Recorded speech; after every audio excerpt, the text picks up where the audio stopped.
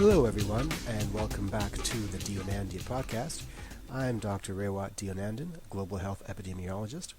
Today's episode is yet another live lecture, this one requested by one of my students who couldn't attend today's international health class. The topic is climate change and health, and I apologize because I'm not at my best on this one. I'm stuttering, I'm stammering, I'm stepping over my words, but there it is. If you want to access the slides that I used in today's presentation, go to my website, deonandan.com, click on Podcast, and scroll down to this episode, and you will find a link to a PDF of the slides. So, let's begin. Today, we're going to talk about the thing that I think will dominate the rest of your lives. I could be wrong. I'm probably not. I rarely am. So, previously we talked about the various dimensions of hunger. We talked about the GHI, the Global Health Index, measurements of hunger, hunger distribution. Then we talked about overpopulation, which is another dimension of hunger. And we talked about the demographic transition and some of the factors that are forcing the movements of people around the world. And this is the holy trifecta today, the last part of the puzzle, and that is climate change. So as the environment is changing, this is affecting pretty much everything we work on in health and development and everything else, but in large part on health and development. And it's been shocking to me looking at the way that the experts, quote-unquote experts, have been discussing this. I've been to debates where the economists and the statisticians and the political scientists really fail to fold in the health dimension of climate change. And it's intimately related to security concerns, to agricultural concerns, to scientific political concerns. And they struggle sometimes to make that connection. In fact, I encourage you to look up one of the Munk debates. Have you ever heard of the Munk debates? They're a series of debates sponsored by the University of Toronto. The next one is coming up in a couple of weeks. I forgot the topic, but one a couple of years ago was on climate change. And they're free. Go to monkdebates.org. They should be free. If they're not, then ask me and I'll find you a copy somewhere. And on that one, they had two experts on both sides. And one of the experts on the side of evil was a man named Bjorn Lomborg. I'll talk a bit more about Bjorn in a second. And they were arguing that, yes, climate change exists, but it's too late to do anything about it. So why should we spend resources combating these effects when they can be spent on other things like combating malaria or quality of human life, missing the point that unless you address some of these issues, there will be no civilization, perhaps, in 100 years to actually take advantage of these investments. Anyway, I'm getting ahead of myself. We're going to break it down systematically, and we'll begin with that lovely photograph. And that sort of tells the overall story, and that is we believe that the climate of the Earth is increasing incrementally. There are going to be extreme weather events. Sometimes there'll be extreme cold, sometimes extreme hot, but on average, the temperature of the planet is ratcheting up. Right? And we learned a lot about this from observing the planet Venus, because Venus has a runaway greenhouse effect, and the surface of Venus is hellacious. Probes last minutes on the surface before melting. And that got people thinking in the 60s and 70s about, well, what are the effects of high carbonaceous gases in Earth's atmosphere? Now, almost no one today disagrees that the effect is happening. The disagreement, to the extent that it exists, is how much of it is anthropogenic, how much of it is human-mediated. Now, most experts believe that most of it is. A small number believe that it isn't. And the alternate theories have to do with we're coming to an end of a mini ice age, or there are geothermal activities that are happening, or there are solar activities that are possibly causing it. We don't know. All of which might be marginally contributing to the effects, but there seems to be no denial that to some very large extent, human activity is contributing to this increase in temperature. So this is a photograph I took in Guyana, where I do a lot of my development work, and about 4 years ago, and that little source of water is the entire source of water for a village of about 300 people. That's their bathing water, their cooking water, their drinking water. That's pretty distressing, isn't it? It was in February when a drought was happening, and a drought in February in that part of the country had not been observed in living memory or in oral memory. A lot of these indigenous peoples rely upon traditions going back generations for them to plan for the appropriate seasonal behaviors. And no one had anticipated a drought happening in February. And that's really the story as it applies to health and development around the world, is people aren't able to predict anymore what the climatological patterns are going to be. So if we look at a water supply like that, what are some of the health concerns that come to mind right away, given that you're health scientists? Yes? Increasing disease stuck in water. What kind of disease? Malaria, dengue fever. Sure. So diseases borne by vectors, flying vectors. What else comes to mind? If this was your source of water, what would you be concerned about? Yeah. Well, the sanitation and the fact that to probably conserve as much of it as you can, people are probably like bathing near that water source to like reuse it, and then you're trying to drink it later. Right. So sanitation. And the diseases of sanitation tend to be things like undergrad health science students. The diseases of sanitation are enteric bacterial diseases, things that give you diarrhea, for the most part, or even cholera might be arising for this particular situation. But yeah, so sanitation becomes the biggest concern, and then availability of water on the whole, dehydration issues. So climate change will affect population health everywhere, but it is anticipated it'll have a disproportionate effect on the poorest countries. And this is, again, the recurring theme of this course, isn't it? That certain countries seem to be beset by pretty much everything. And those countries tend to be in areas like sub-Saharan Africa, South Asia, and other temperate climates. So, oops, that disappeared there, that little quote from WHO, but essentially it says this, but in more formalized terms, that certain countries, certain poor countries, are more beset by other nations. And Stephen Lewis, I'm assuming you know who Stephen Lewis is, important person whose name resonates in Canada as a champion of health and development, particularly on HIV/AIDS. He stated in a recent visit to Ottawa that the places hardest hit by climate change are precisely those places that are affected by HIV. So sub-Saharan Africa has a particularly hard story in all of this. Many of the anti-poverty measures that were enacted in the 60s and 70s started to bear fruit in that time, but then that region was hit really hard by HIV, and that rolled back a lot of the anti-poverty measures that were undertaken. And now that some progress is being made in HIV, the concern is now climate change is rolling back those advances. So every time some positive change happens in certain parts of sub-Saharan Africa, some other external force shows up to just make life a little harder again. So, what are the ways in which climate change can affect health? You tell me. What are some of the pathways, avenues, methods, mechanisms by which a change in overall temperature can affect human health at a large-scale level? You saw one already, that picture I showed you. So lay it on me.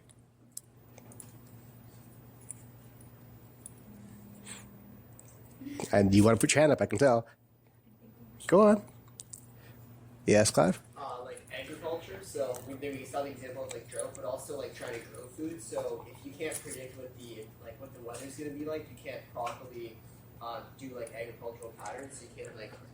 That is absolutely true. That's a very astute observation. People often miss that particular dimension to this. That yes, so agricultural patterns are changing, having to do with the ability of crops to live in certain temperature zones, and crops rely upon their close association with insects and other kinds of pollinating vectors. And if those vectors are changing their behaviors, suddenly we cannot predict crop yield, crop subsistence, and so forth. And I'll show you some stats later on that suggest that many of the crops in some of the more sensitive parts of the world are already at their temperature tolerance levels. Hence? I was going to say, along with that, soil quality. Soil quality, right. So the ability to grow food, absolutely. Any other mechanisms? Yes, Danielle?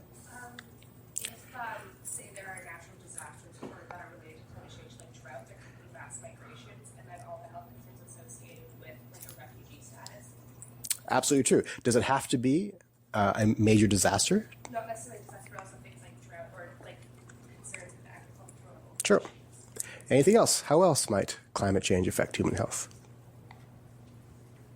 Yeah. I was going to say animals are going to start migrating to different parts of the world that they haven't seen yet. What kind of animals? Birds. Sure. But what's the animals that are relevant to human health? All of them are. But any in particular jump out?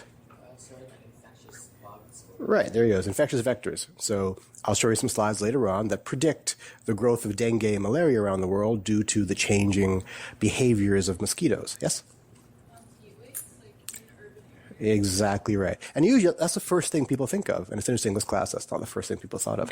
So you think of, global warming, well, it's getting hotter, and that's going to affect people's health. And in certain parts of the world, this is really a concern, particularly urbanized parts of the world where there isn't a lot of tree cover. And I'll show you some stats in a bit. So here are the mechanisms. Heat waves, we talked about that in a second. Floods and storms, yay. Have you noticed that there's always a Category 5 hurricane pretty much 3 or 4 times a season now? And that wasn't the case when I was a kid. It came every few years, and now there's several a year. Well, there's something going on. Water scarcity and quality we covered. Diseases due to the vector changes. Air pollution, we haven't talked about that yet. Agriculture, you guys have touched upon. And the ones that are indirectly related, Daniela pointed out that human migration. Insecurity. This is one of the things that Bjorn Lomborg in that monk debate I'll use the word stupid, even though I don't want to call anyone stupid. I think he was deliberately being obtuse. He was saying that no one has explained to me how insecurity can arise from climate change. It's fairly obvious how insecurity arises from climate change, and we'll see some models in a second. And economic effects. So if your economy depends on either agricultural output or tourism or anything to do with the ecology, as most economies do, they're going to be affected. So let's start with heat waves. Again, these slides are a couple years old, and the new updated information is actually more dire than what I'm presenting here.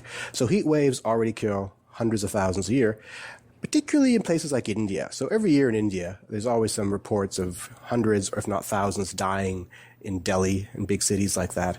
And remember that, here's a little slide here.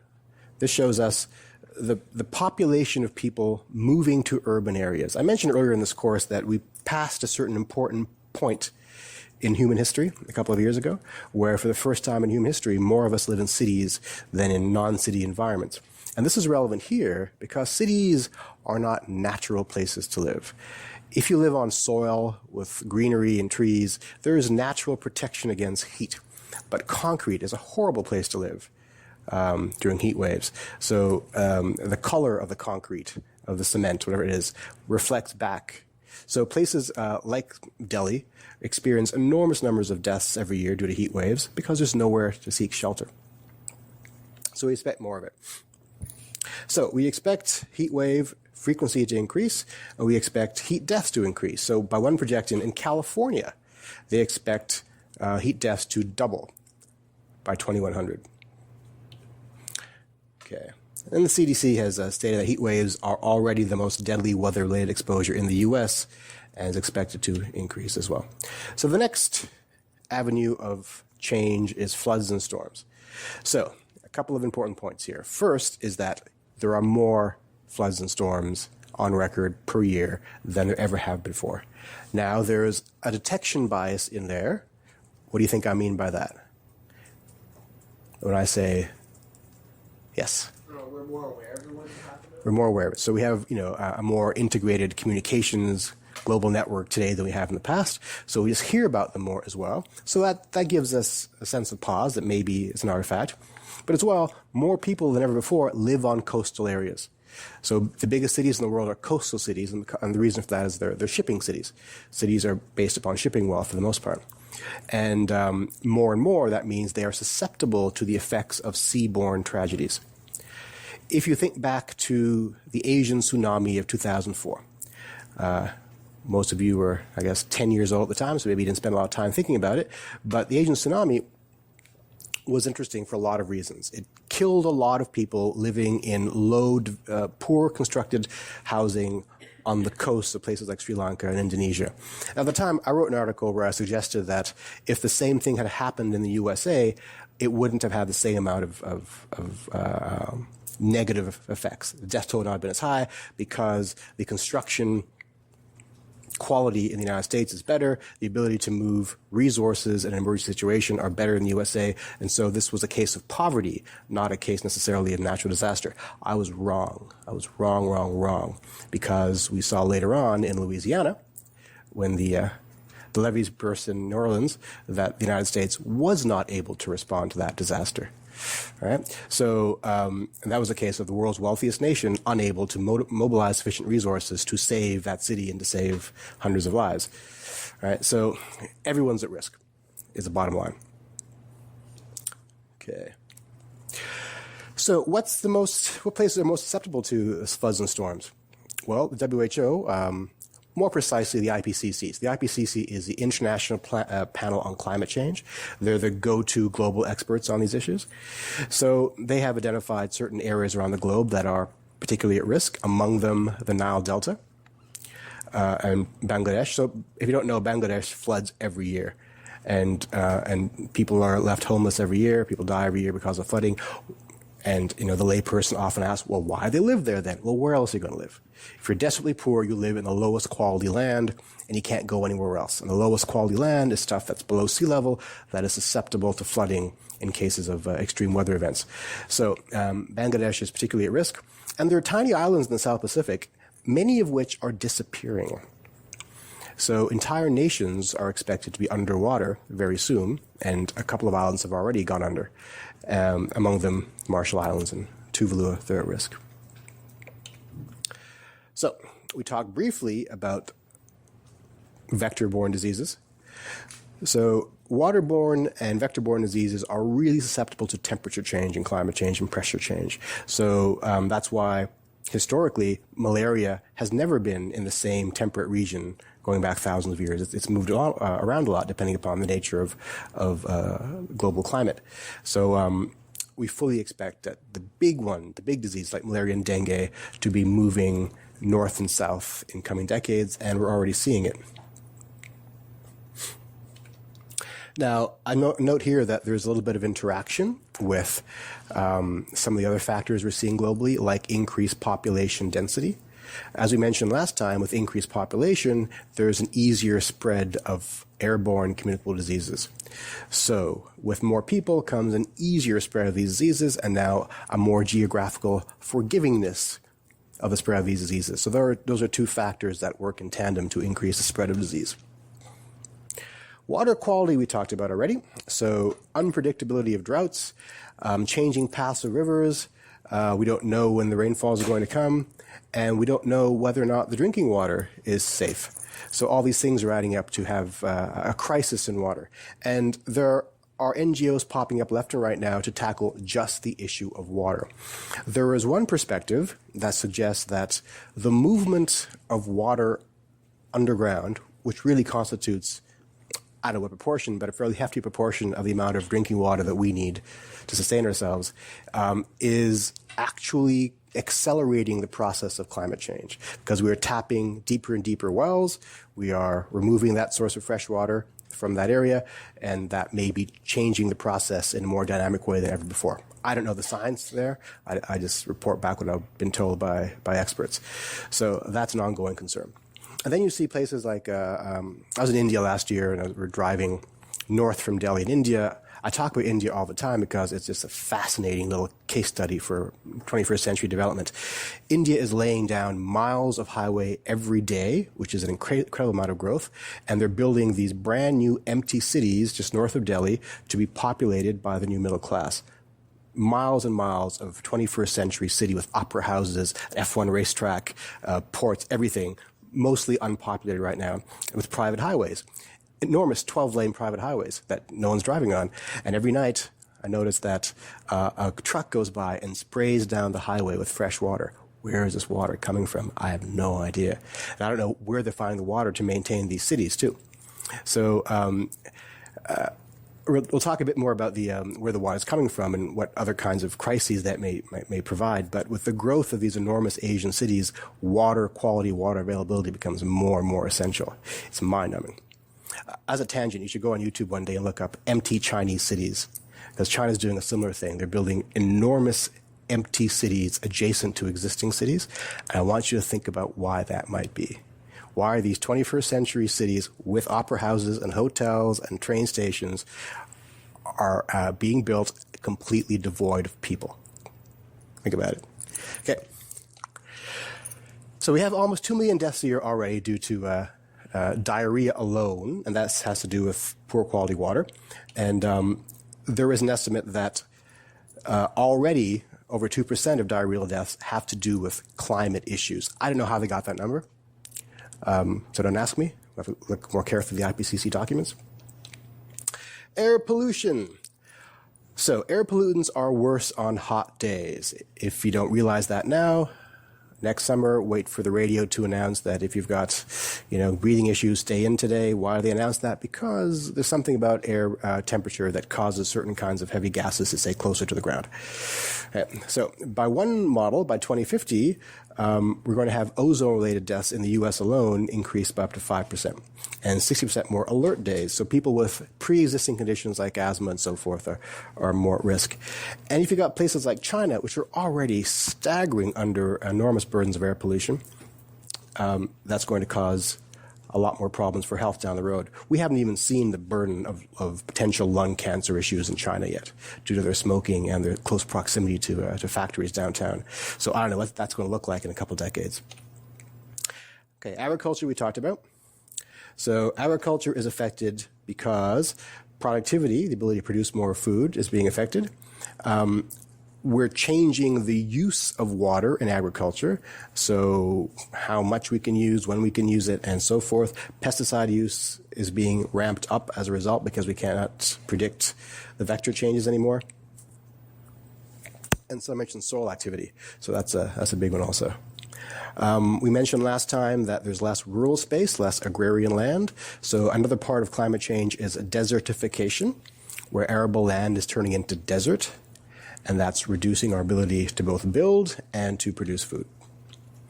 And lastly, adaptation. So the ability of these plants to adapt to the change is limited. So they can only, quote unquote, evolve every generation or so. And every generation of plants takes a season. And the changes are happening faster than that.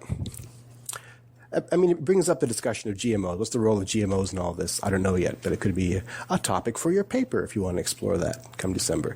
And by the way, I will upload directions or instructions for the paper this week if you don't hear from me by Friday, someone email me, remind me, okay, because my brain's a sieve, as I say all the time.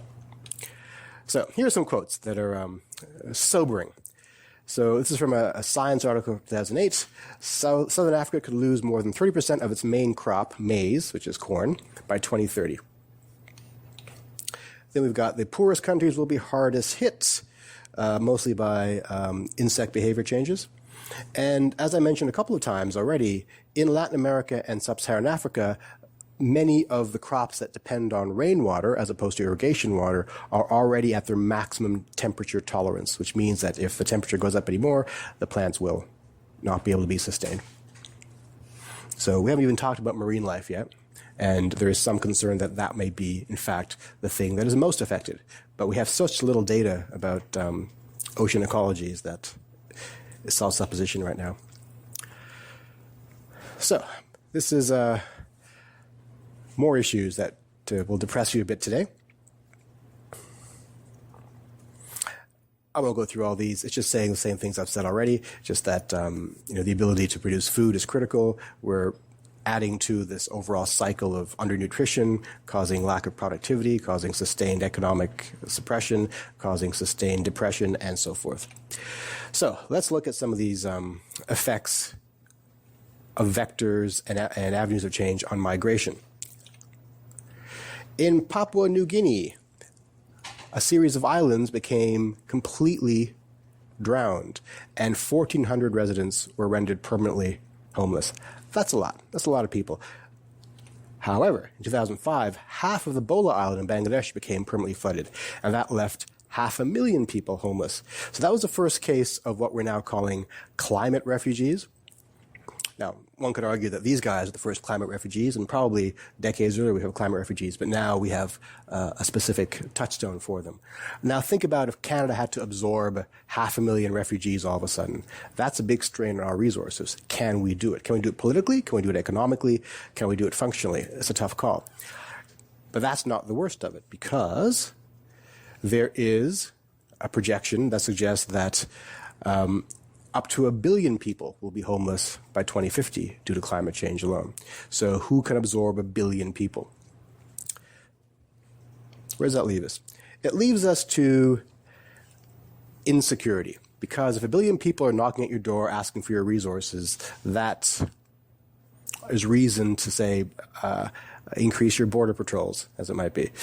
Right? If you look at the United States and their relationship with Mexico, the fact that Mexicans look for jobs in the U.S. has caused them to literally build a fence on that border. So this does not bode well. The Pentagon published a paper about 10 years ago that suggested that climate change was the single biggest threat to U.S. military security in the next century. Why do you think they said that? The Pentagon. When we think about the Pentagon, we think usually of, right-wing attitudes that maybe are in climate change denial. But they weren't. They accepted it as a fact, and by their projections, mind you, it was a worst-case model, but by their projections that they should be investing in security measures to fight off the insecurity effects caused by climate change.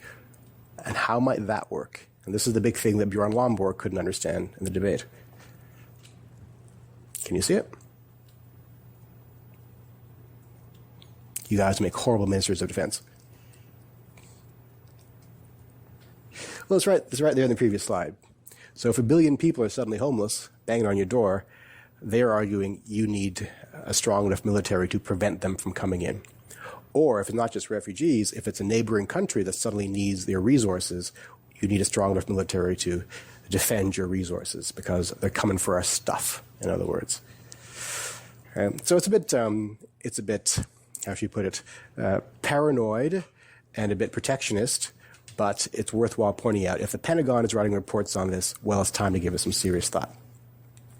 We already have some high-tension areas. South Asia, 3 countries there, India, Pakistan, and Bangladesh, share a certain water source coming off of the Himalaya mountains. In the Middle East, those 4 countries, Lebanon, Israel, Iraq, and Iran, also share a certain water basin. As you're probably aware, those countries don't always get along. India and Pakistan are technically at war. They're nuclear powers. They've almost gone to nuclear war a couple of times, and yet somehow they share the same water supply. There's an obscure theory, not that obscure, I actually adhere to it, that one of the reasons the Americans invaded Iraq was to control the water supply there in order to have greater political power in the region. It's hard to say. So why do you need water? Obviously for drinking, obviously for agriculture, but also for industry. Flowing water is used in factories to take away effluents, to drive water wheels, but also to produce things like plastics and so forth. There's a point of view that holds that every time you buy something that's manufactured in China, as pretty much everything in this room is, you're also taking water away from China because there's water implicit, both in the manufacturing process of your device, also encapsulated in the physical qualities of that device. All right, so every time we are engaging in the global marketplace, we are contributing to the movement of fresh water from some of these places that need it. So fossil fuels are out of fashion, so we're investing heavily in hydroelectric power. So we have dams. The problem with dams is dams deny water downstream. So dams have a long history of disenfranchising people downstream by denying them irrigation waters and by causing floods upstream. So in Egypt, when they built the Aswan Dam, which is one of the biggest dams in the world, they actually flooded large parts of agricultural digs in quote-unquote ancient Egypt. But that was all planned. But other parts of the world, like in Southeast Asia, entire farms are destroyed by dams or they're killed off by diverting water flow. So hydroelectric systems are problematic. And that causes conflict. In many cases where wars have been threatened, if one country threatens to dam parts of their rivers. So let's say the water supply in North America gets pretty bad, and Canada threatens to dam some of its water supply that runs south into the U.S. That may not bode well for relationships between the two countries. Right, so that's what we're looking at, situations like that. And what are the solutions to situations like that? So water has been known to be, war has been known to be triggered by climate events for centuries. There's a paper in Human Ecology that showed that times of war are really tightly correlated statistically with climate change in ancient China. Israel and Lebanon almost went to war in 2003 over a water source, the Hasbani River. And I mentioned the Pentagon claiming that refugees and water supply are thought to be the biggest triggers of war in the coming centuries. Okay, and Princeton University had a statement recently that water is the central global warming problem for the USA. So here's a little case study here, and this has to do with Washington State. And they looked at what are the economic effects on their state of climate change in the next couple decades. And I won't go through all these in detail, but by their analyses, Washington State, which is, an underpopulated, fairly wealthy, very ecologically sustained state with big trees and big parks and things like that, they figured out that their cost of fighting wildfires is going to go up by close to $100 million because they expect more fires. They think they're going to run out of water, so water conservation efforts are going to cost a lot of money. Public health efforts resulting from all this is going to cost money. They're going to lose a lot of hydropower money because the water supply will be changed. They're going to lose a lot of their farm revenue, their crop losses. They're going to have to spend money to protect their shoreline because of flooding and things like that. So this list is limited only by their imagination. No one's ever done this before, so no one knows what factors to put into the list. But given that this is what their imagination pointed out, that's an enormous amount of money that they expect to lose as one of, it's not a wealthy state, but it's not a poor state in the wealthiest country in the world. Now imagine that repeated in the poorest countries in the world. It's going to be devastating. Now, Health Canada has a website dedicated to the effects of climate change on health, and they kind of struggle with this because they don't know what to say. I can't blame them. But only Health Canada has a section on psychosocial effects of climate change. That's what we do. So they're concerned that people are going to be depressed when the climate changes. I don't know. I don't know what to say about that, but it's there. So this slide just discusses some of the interdisciplinary aspects of climate change that I think are second nature to you people by now. So you've got a case of, drought makes malnutrition worse because you're not getting enough food. So people are going to migrate. And now they're going to new areas where they're exposed to different kinds of diseases. Now you've got floods can cause cholera and diarrhea because floods cause contamination of water supplies. Floods damage infrastructure that takes money and effort to fix. And believe it or not, that also makes vaccines worse because suddenly you cannot produce them the right way, you cannot test them, you cannot store them.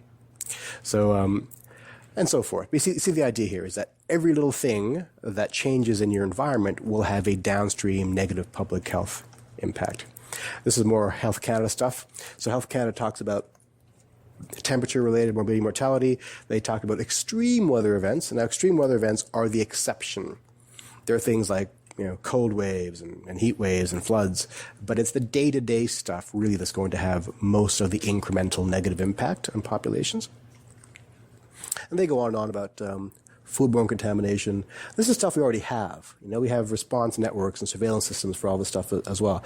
But they do make an effort to identify vulnerable populations. So they talk about seniors, kids, chronically ill, and so forth. And it's true that this group in particular, those living off the land, which may include Aboriginals, are particularly at risk because they're the first ones affected by immediate ecological change. But this really represents a large proportion of the extremely low income of the world.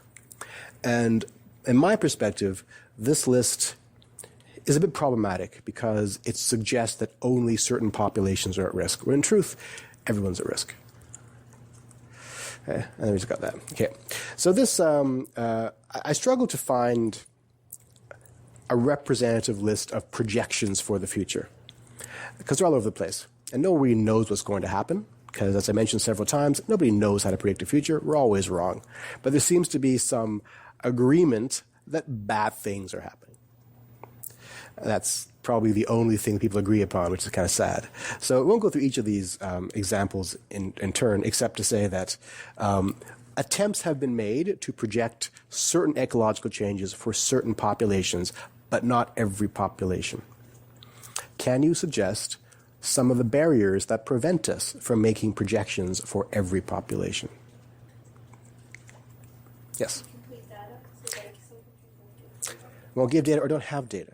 right? So this is something that the layperson often misses, is how come we don't know how climate change is going to affect the people of Chad? Because Chad doesn't have any money to do the analyses or the surveillance or the projections.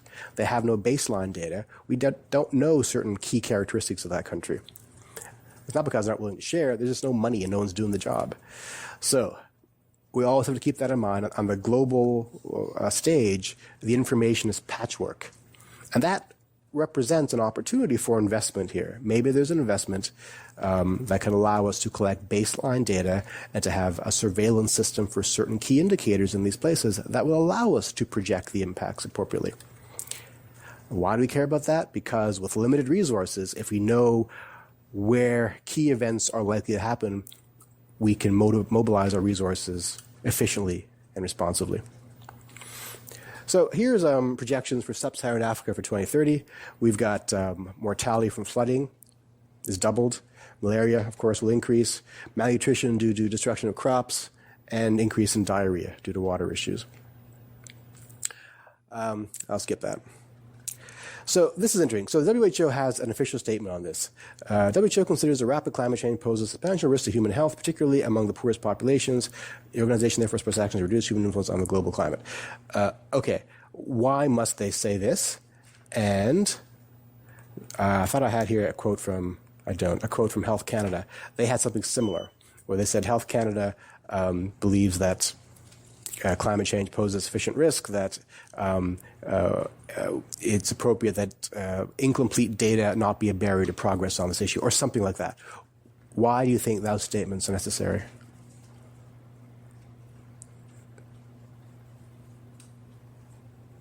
Especially this first one. And that last one here, actions to reduce human influence on the global climate. Remember, WHO is a political body. The young and the optimistic. It's because there is still a very loud contingent in the world that does not believe that we need to reduce human influence on the global climate. And that, in fact, anthropogenic forces do not affect global climate. So they can present all the data they want, but unless they state that our belief that humans are at least partly responsible for these changes, therefore we must act. And that's kind of sad. I mean, one could argue that the deniers are slowing down action on these issues. I'm hesitant to phrase it that way because I'm one of those people who actually believes in open debate and the respect of obscure extreme opinions. But we're at a point where these obscure extreme opinions are the extreme minority and so clearly driven by ideological forces that their scientific relevance is minimal at best. But they are slowing down the process. So, climate change shows, as I mentioned, climate change denial slows down investment in the process. Climate change affects different regions in different ways. These are things that a layperson tends not to recognize. Poor countries cannot afford to do basic risk assessment. So Chad, I mentioned earlier, does not know what its needs are. So again, maybe this is where we can step in and establish institutions that could alleviate that problem. The global rush to cities and to coasts is accelerating the problem, because that's where the flooding's happening, that's where the heat waves are having most of their impact, and so forth. And cities are growing onto arable land, reducing our food production capacity. Effects on food production are impossible to predict. They're not impossible to predict, they're very difficult to predict. And part of that difficulty lies in, again, incomplete data, and also not understanding the science fully yet. Mass migration, highly likely, we're seeing it already. And conflict resulting from mass migration is also highly likely, and we've already seen it in places that are fighting over water. And a global issue requires a global solution. Now, I mentioned India and Pakistan and Bangladesh struggling over the same water source. There actually is an agreement in place that allows them to share the water. And it's miraculous to me that agreement has been in place for 40 years now, and no one's violated it, to my knowledge. These people who, vociferously hate each other and at war at all times and literally stand across a glacier in northern India staring at each other with enormous weapons, threatening nuclear war every day. There's a glacier called Siachen in northern India where the Pakistani forces and Indian forces actually stare at each other across like a 50-foot divide. It's a crazy thing. And yet they share a water supply. So that suggests that there is at least some rationality involved in some of the stuff. And also there's another opening for panels or some sort of institution to adjudicate the sharing of water such that it does not lead to insecurity issues. Let's look at China. China is a very special case for a lot of reasons. As I mentioned many times in this class, everything you own probably is Chinese because they own the manufacturing economy of the world right now. And that makes them particularly vulnerable to certain things and particularly in need of certain things. One of the things about a manufacturing economy is that it requires things that we don't need as much of, like running water. Need running waters to run their factories. We barely have factories in Canada. Our running water is pretty much recreational. But theirs is so dependent on running water that their rivers are almost entirely polluted. So 70% of their lakes and 5 of its rivers are too polluted now for human use. And already their water demand is almost equivalent to 100% of their water supply. So there's no buffer there for messing around. Their glaciers are shrinking by 7% each year, as pretty much everyone's glaciers are. So again, that repository of fresh water is disappearing. And they use 7 to 15 times more water to produce a unit of GDP than we do. Well, that's interesting, isn't it? I mentioned why that is. It's because their economy is manufacturing. They need a hell of a lot more water per economic output unit than we do. But the takeaway is it might be preventable. So if they can transition their economy into something that's not water intensive, then they can reduce that dependence. So look at this graph. This shows us water availability per capita. South America, swimming in water, pun intended. North America, we got lots of water too, and so forth. And China is just better than the Middle East, which is desert. Isn't that crazy? Because China is actually a fairly diverse and large ecosystem, but their dependence on water is just extreme and vulnerable. Let's skip that. So this was actually computed in the year 2000, 14 years ago. These people tried to figure out deaths attributed to climate change already by 2000. I don't know what assumptions they made in making this graph. I suspect it has mostly to do with diarrhea, maybe some changes in malaria, but they suggest that most of it is in sub-Saharan Africa, not surprising. Again, we say it again, that particular part of the world is beset with most of the world's problems when it comes to global health. Oh, here's the statement from the CPA, the Canadian Environmental Protection Act.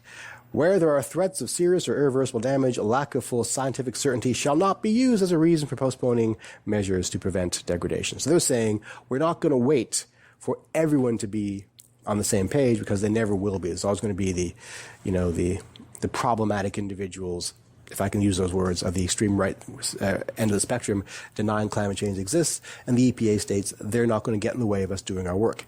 However, this is 1999. A lot has happened since 1999. Most particularly, a particular government has come into power here that has struck down that statement. That is no longer on their website. And in fact, many of the actions put forward by the current government have rolled back our environmental sustainability efforts. In many ways, reverse of what they started out being. And many of my friends in this industry claim that it's irreparable, the damage has been done. So that's the bad news. And there's more bad news. So what's being done? We can always continue what we're doing. We can address infectious disease, malnutrition, and so forth. We can raise awareness. I hate that stuff because it's lazy. It's something high school kids do. I'm going to have a sit-in and a bake-a-thon and raise awareness. No, we're beyond that. Do real stuff. Argue for certain kinds of interventions, for certain kinds of policies, and so forth. Green infrastructure is important. And the Global Climate Change Fund. And I think some work is being done here. So the Global Climate Change Fund, the idea here is if we can put together a pot of money that can be used by low resource populations to do their own risk assessment and needs assessment, then we can figure out how best and how most efficiently we can spend existing resources on making them climate change robust. That's the theory anyway. I don't know how much progress has been done here, but it's something you might want to look into. More things that need to be done. Global disease surveillance. Surveillance, surveillance, surveillance. I'm an epidemiologist. I'm biased. I think surveillance is the be-all and end-all of everything. It's cheaply done. If we had surveillance, we wouldn't have an Ebola problem right now, probably. Right? So cheap investments in basic disease surveillance can reap large dividends down the road.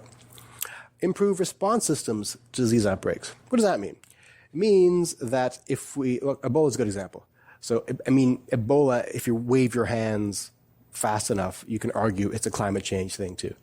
It's people needing to encroach deeper and deeper into certain parts of previously uninhabited ecosystems to find food and so forth, and they get fruit bats that are infected with Ebola. So the reason that there's an Ebola outbreak now and there wasn't 1,000 years ago is people didn't live in those areas before. But due to ecological pressures, they're being forced to live in those areas. So if there was a surveillance system, we would have known about the first couple of cases early on. If there was a disease response system, then the appropriate personnel would have been mobilized earlier to contain those outbreaks, as happened in Nigeria. Better global risk assessment. So again, that climate change fund, and international bodies for sharing resources, for managing shared resources. I mentioned that law, that act, that agreement in Pakistan, India still works. Is there one in the Middle East? I don't know, but maybe it's time for some kind of body to take the leadership in assessing that sharing. And research, research, research. What kind of research? Well, how will crops behave? How will vectors behave? Where will fresh water be needed? And so forth. So, other things we can do, whatever. This is a fairly pointless slide that just has some quotes that are kind of meaningless. And this is an interactive model of the ways in which the vectors of climate change interact. I don't put it here for you to study, just to point out that people are struggling with the models and frameworks for how this all fits together. It's such a complicated soup of vectors that it's actually taxing our civilization's computational capacity to understand all of it. The weather, in and of itself, is a computational nightmare. Throwing in social forces, economic forces, is doubly fascinating. So in 2012, the WHO launched something called the Atlas of Health and Climate. And this is their attempt to actually bring together much of what the IPCC has projected for the changing face of health as a result of climate change globally. And here are some of the interesting graphs. So this is changes in environmental indicators. This is nitric oxides, this is methane, and so forth. From 1750 to 2000, they showed the changes. Now, this is meant really as evidence of anthropogenic influence. Because these numbers here, 1950, 1800, those are dates that roughly correspond to the birth of industrialized civilization, when we started burning fossil fuels. And suddenly these graphs go up. This is a little harder. Temperature. Temperature change 1750 is relatively stable, and it's gone up in the last 100 years or so. We don't really have data going back here except for archaeological data, and that's where the climate change deniers get their feet in, saying that this data may be representative of solar changes or of overall geothermal changes. It's uncertain. This is a graph looking at sea level rise. So total sea level rise here. So this is from now, there's 2050 over here, and 800 years from now, it'll be, maybe it won't be any land left. I don't know. What is this based on? It's based on a lot of assumptions, obviously, but that's what we have so far. So SLR stands for sea level rise, and I mentioned certain islands are already going under. So we're seeing coastal flooding, more storm surges, coastal infrastructure. I mean, in Canada, if one of our major cities has some damage to the coastal infrastructure, like a factory is destroyed or whatever, that's a huge cost, right, for one little event. Imagine this happening regularly over the entire country. That's going to drain resources at a remarkable rate. Okay, the salination of freshwater use. So what does that mean? It means that as the flooding increases, then there is seepage of seawater into freshwater basins. That means we have to expend money, resources, and energy on extracting fresh water from salt water. That's taxing. If it wasn't taxing already, we'd be doing it endlessly. In California, you can probably go to the coast and look at their experimental desalination plants that attempt to extract fresh water from the seawater. It's possible. It's not, it's basic science just to distill the water. It just takes a lot of energy to do so. So this may be where we're going, expending more energy to desalinate seawater. Crop production you mentioned, and population displacement. Screw that. That's not more of this. Okay, so this is dengue fever. Changes in dengue fever from 1990 to 2085. So this is 1990. The more red, the worse, obviously. This is 2085. So we think that in 60 years, dengue will spread all over Central Africa, all through South Pacific, and creeping into North America. This is malaria transmissibility. So the redder, the worse. And this is a case study of Zimbabwe. So 2000, the worst places were here. 2025, it's spreading to the rest of the country. In 2050, the entire country is a malaria zone. Again, having to do with the changing in vector behavior and the changing in the displacement of standing water. So the atlas suggests that ministries should do the following. Risk assessment. I mentioned that already. That's always a safe thing to say. Yes, it's true, but if you don't know what else to say, you say, we need more data. That's, shuts people up for a while. But it's true, we need more data. So we need emergency management. So the problem there is, if the projections are correct, there'll be a constant state of emergency. And this has really helped us a lot. What we need is a resource mobilization strategy, not necessarily emergency preparedness strategy. They argue that maybe we should move population health to the top of the agenda. So stop talking about economic health and talk about population health as being the directive that sets our policy. And links with other ministries, that's fairly obvious, and so forth. All right. That's not really interesting. There's more of these projections. Okay, they put together a policy framework. All this means is here are things that we should talk about. And when a layperson talks about the weather, here are the health effects leading from the weather, and here are the people who are affected. So sea level rise is a weather event, and that causes injuries, drowning, salinization, economic disruption. And who's affected? Well, anyone who lives on the coast, and particularly people of low SES. So if you look down this list here, people who are affected, low SES comes up a lot. Right. So obviously poor people, as always, are most at risk. Coastal people only comes up once or twice or so, but I think they're, these categories are not equal. Some of them are more susceptible than others. But that's how we're struggling to think about this. Nobody knows how best to think about this, but we're struggling. And this is their, issues to leave you with. So the barrier to addressing climate change is economic, in the sense that we haven't got enough money and priority setting to address it. However, poor health has a negative effect on economy as well.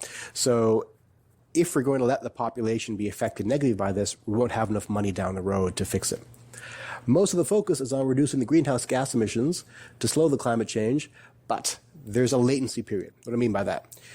The effects of increased temperature today will show measurable effects on population health years from now.